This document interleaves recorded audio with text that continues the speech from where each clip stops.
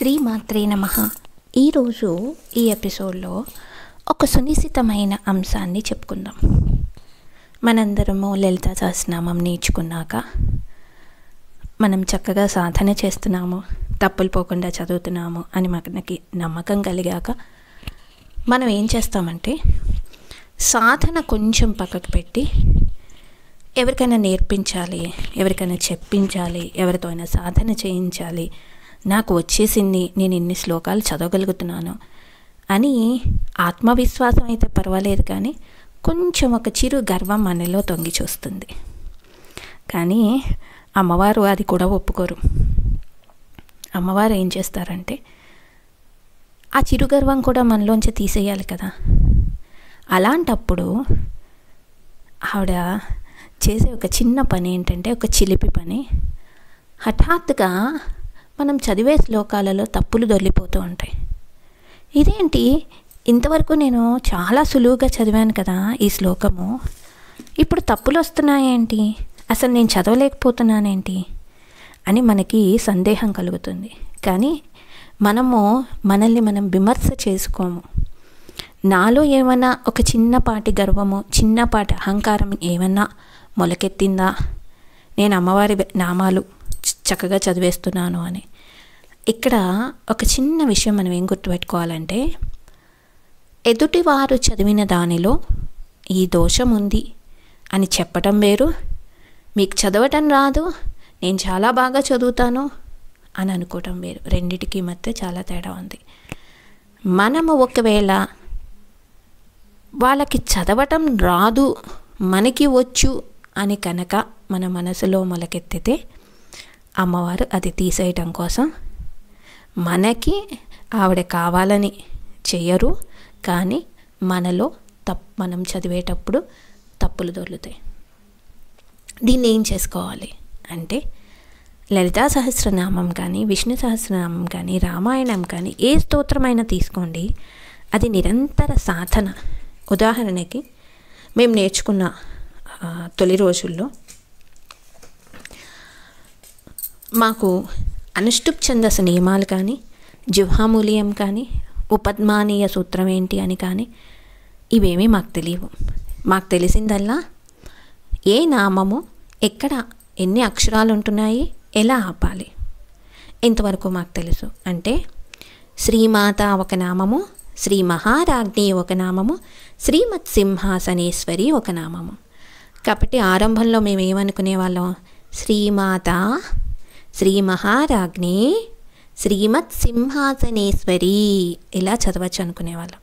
ఇందులో తప్పు కూడా ఏం లేదు. కానీ తర్వాత సాధన చేస్తూ ఉన్నప్పుడు, గురువులతో మాట్లాడుతున్నప్పుడు, ఇది అనుష్టుప్ ఛందస్సులో ఉంది.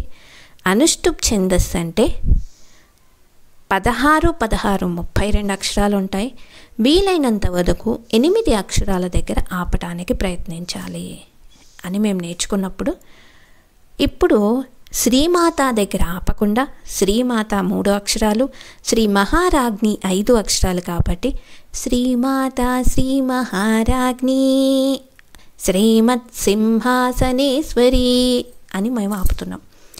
అలాగే శ్రీమాత శ్రీ మహారాజ్ఞి శ్రీమత్ సింహాసనేశ్వరి అని కాకుండా చక్కగా దీర్ఘం ఉంది కాబట్టి అమ్మా అని పిలుస్తున్నట్టు శ్రీమాత శ్రీ మహారాజ్ఞి శ్రీమత్ సింహాసనేశ్వరి, ఈశ్వరీ దగ్గర కొంచెం సేపు ఆపి చక్కగా ఇప్పుడు మేము అమ్మతో ముచ్చట్లు పెట్టుకుని, అమ్మతో మాట్లాడుకుంటూ, అన్ని కబుర్లు చెప్పుకుంటూ లలితా సహస్రనామం పూర్తి చేస్తున్నాం. అంటే లలితా సహస్రనామం ఆపేసి ముచ్చట్లు పెడుతున్నామని కాదు, మాకే తెలియకుండా మా గొంతులో కొన్ని వయ్యారము, కొంత మమకారము, కొంత అమ్మ దగ్గర ఉండే కొంత చనువు, అలా మాకే తెలియకుండా ఆ స్వరము రకరకాల విన్యాసాలు చేసుకుంటూ, ఒకసారి పిల్ల కాలువలాగా, ఒకసారి నదిలాగా, ఒకసారి సముద్రంలాగా, ఒకసారి అలలేగిసి పడుతున్నట్టుగా మాకే తెలియకుండా మా స్వరాలలో మార్పు వస్తూ, ఇంకా ఏమైనా కొత్త ట్యూన్లలో మేము చదవగలమా అంటే ఛందోదోషం రాకుండా, అక్షర దోషం రాకుండా, నామ విభజనలో ఏమీ తేడా లేకుండా కొత్తది ఏమైనా చదవగలమా అలా వెతుక్కుంటూ వెళ్ళినప్పుడు శ్రీమాత శ్రీ మహారాజ్ఞి శ్రీమత్ సింహాసనేశ్వరి చిదగ్నికుండ సంభూత దేవకార్య సముద్యత అని కొన్నాళ్ళు ఆ ట్యూన్లో చదువుకుంటూ, ఇదంతా ఎందుకు చెప్పడం అంటే, ఇది లలితా సహస్రనామము గురించి మాట్లాడుకుంటున్నాం కాబట్టి లలితా సహస్రనామము ఒక్క రోజుతో అయిపోయే సాధన కాదు.